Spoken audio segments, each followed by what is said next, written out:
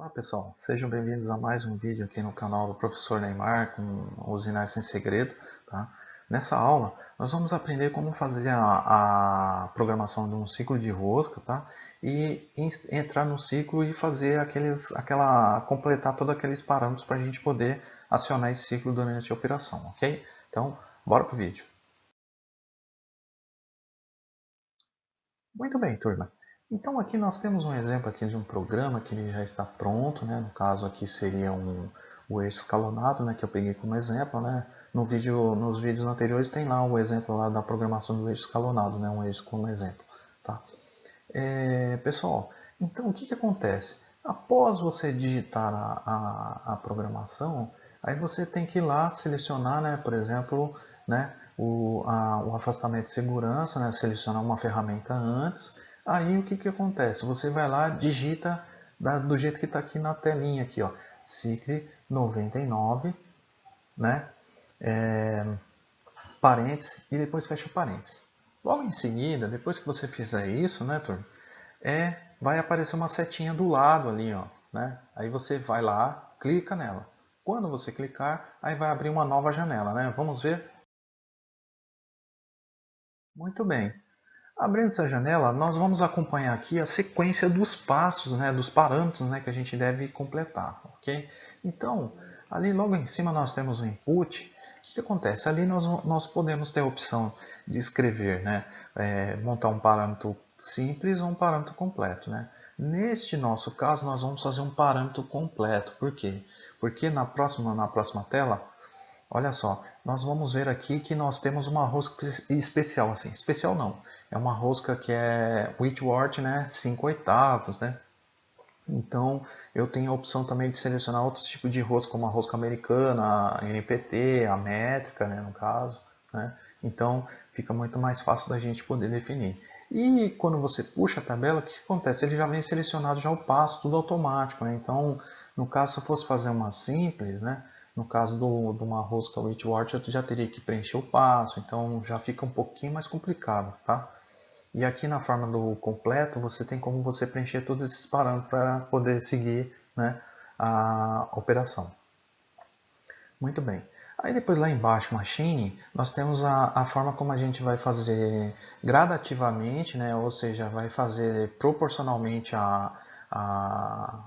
o avanço da ferramenta em relação à altura do filete, né, ou de forma linear. Se a gente fizer, por exemplo, de forma linear, ele não vai dosando a forma correta como você precisa fazer a rosca, né? Então você pode chegar no fundo do passo, ele aumentar muito, e como o avanço da ferramenta ele é muito grande em relação ao avanço, o que acontece? Ele remove muito material, ele vai ter uma taxa de material muito grande e portanto ele pode estourar a ferramenta, né, devido à alta pressão de corte, né, que vai correr na ponta da ferramenta. Tá? Então o mais adequado seria o gradativo, aí, que seria o degressivo. Tá? Muito bem. Aí a gente tem aqui na próxima seleção a opção de você fazer uma rosca externa ou uma interna. No caso nós estamos fazendo uma rosca externa, tá? Mas a figura selecionada aqui é para mostrar a interna, que também eu tenho essa opção, ok? Muito bem. Agora nesse campo aqui, ó, de preenchimento do Z1, LR e o LW, né? Então o Z1 é a distância da coordenada final da rosca, tá?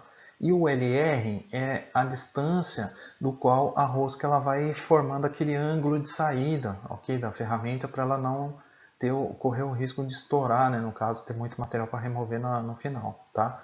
E o LW, desculpa, ele é aquela distância antes da ferramenta, né, tocar na peça, né, para poder formar a rosca. Então, é a distância do retorno da ferramenta para poder iniciar um novo ciclo, ok? Muito bem.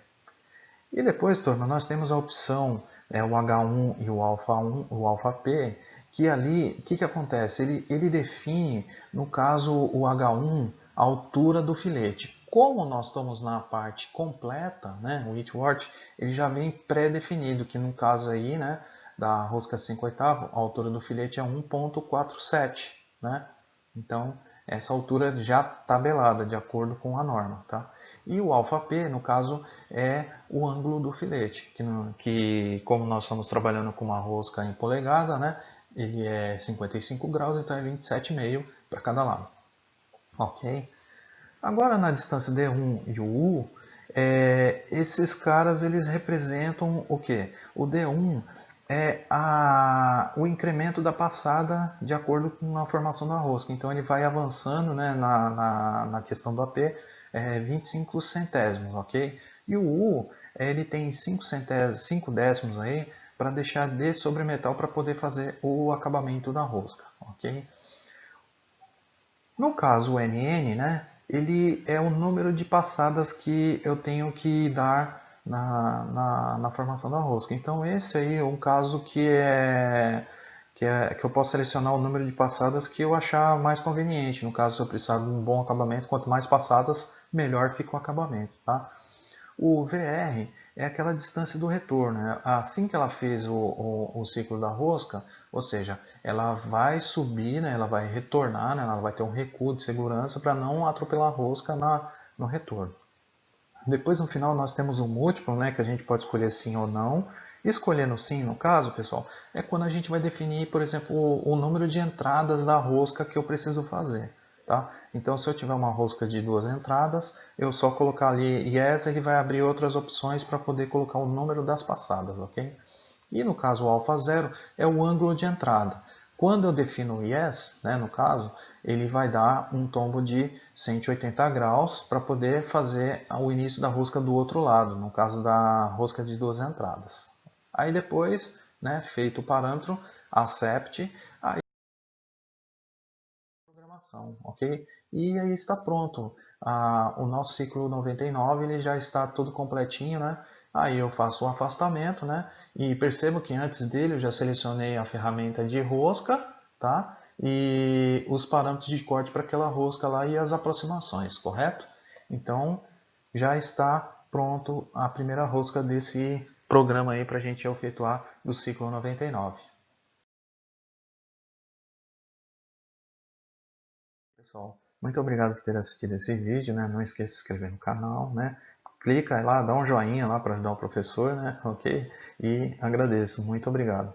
E não esqueça, pessoal, assistam as playlists dos vídeos anteriores, né? E acompanhem os próximos vídeos que nós vamos fazer alguns exemplos práticos, né? Dessas questões da aula 8, 9 e 10, ok? Então, até os próximos vídeos.